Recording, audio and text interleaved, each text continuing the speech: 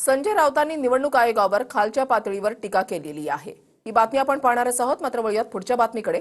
मुख्यमंत्री फडणवीसांनी चंद्रपुरात प्रचाराचा नारळ फोडलाय। चंद्रपूर आणि अमरावतीमध्ये मुख्यमंत्री फडणवीसांचा रोड शो पार पडला। चंद्रपूरमध्ये सुधीर मुनगंटीवार तर अमरावतीमधील रोड शोला नवनीत राणा यांची उपस्थिती होती। मुख्यमंत्री फडणवीस यांनी चंद्रपूर आणि अमरावतीमध्ये रोड शो केलेला आहे। प्रचाराचा नारळ देवेंद्र फडणवीस यांच्याकडून फोडण्यात आलेला आहे आणि आता चंद्रपूर आणि अमरावतीमध्ये रोड शो त्यांचा पाहायला मिळाला। उत्स्फूर्त असा प्रतिसाद, अनेक कार्यकर्त्यांची उपस्थिती आणि इकडे अमरावतीमध्ये मुख्यमंत्री फडणवीसांच्या रोड शोमध्ये नवनीत राणा देखील सहभागी झालेल्या होत्या।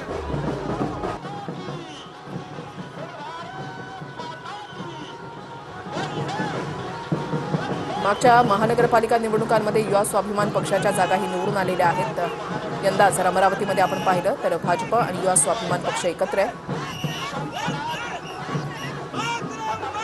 पुढच्या काळामध्ये या अमरावतीला एक अत्यंत महत्त्वाचं शहर म्हणून विकसित करण्याकरता आम्ही कटिबद्ध आहोत। मी सर्व माध्यम प्रतिनिधींचे मनापासून आभार मानतो की आपण देखील या ठिकाणी थांबलात आणि अमरावतीच्या जनतेला आश्वस्त करू इच्छितो, पुन्हा एकदा भारतीय जनता पार्टीवर तुम्ही या ठिकाणी विश्वास दाखवल्यानंतर अमरावतीला या महाराष्ट्रातले एक आधुनिक शहर म्हणून आम्ही तयार करून दाखवू हा विश्वास व्यक्त करतो।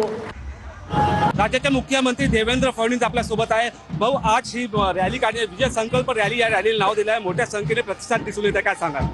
हा विजयाचा संकल्प आमचा नाही, हा विजयाचा संकल्प हा चंद्रपूरच्या जनतेचा संकल्प आहे।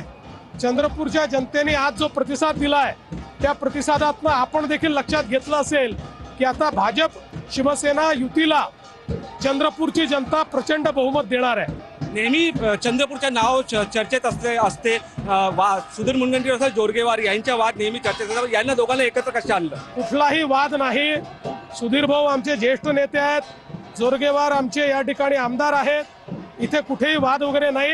एखाद दुसऱ्या गोष्टीवर त्या ठिकाणी मतभेद होऊ शकतात, कुठेही मनभेद नाहीत। सगळे लोक एकत्रित आहेत। आज शेवटी चंद्रपूरचा जो काही विकास आपण पाहतो त्या विकासामध्ये सुधीरभाऊ मुनगंटीवारांचं योगदान आहे, हंसराज भैयांचं आणि जोरगेवारांचं योगदान आहे। या नेत्यांशिवाय किंवा भाजप शिवाय या ठिकाणी दुसरा कोणी विकास केलेला दाखवू शकत नाही।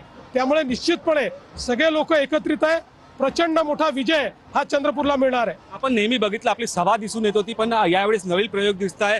यावेळेस रॅली काढण्यात आली आहे। कमी दिवसात जास्त प्रचार करायचा आहे, सगळीकडे पोहोचायचा आहे। कार्यकर्त्यांची नेत्यांची अपेक्षा आहे आणि म्हणून आमचा प्रयत्न आहे वेगवेगळ्या पद्धतीनं 360 डिग्री प्रचार आम्ही करतो। चंद्रपूरला कुठेतरी मंत्रीपद मिळालं नाही याची खत आहे। असं आहे की युतीच्या राजकारणात 20 पदं आम्हाला बाहेर द्यावी लागली, त्यामुळे आमच्या अनेक नेत्यांवर कार्यकर्त्यांवर आम्हाला अन्याय करावा लागला। परंतु मला असं वाटतं की शेवटी जेव्हा आपण राजकारण करतो, युतीचं राजकारण करतो, त्यावेळी काही ना काही कोणाला ना कोणाला त्या ठिकाणी सॅक्रिफाईस करावं लागतं। मात्र आमचं पूर्ण लक्ष चंद्रपूरकडे आहे, पूर्ण लक्ष महाराष्ट्रातल्या प्रत्येक जिल्ह्यात आहे। एक शेवटचा प्रश्न, मनसे 66 जे बिनविरोध उमेदवार निवडून आले त्यासाठी कोर्टात जाणार आहे। त्यांनी जरूर कोर्टात जावं। जनतेच्या कोर्टाने आम्हाला निवडून दिलंय, ते कोर्टात गेले तरी कोर्टामध्ये जनतेचं जे कोर्ट आहे त्यांनी दिलेला फैसलाच कायम राहील। आणि सगळ्यात महत्त्वाचं, केवळ आमचे आले असं नाही, इंडिपेंडंटही आलेले आहेत। कुठल्या तरी मुस्लिम पक्षाचे लोक देखील त्या ठिकाणी निवडून आलेले आहेत।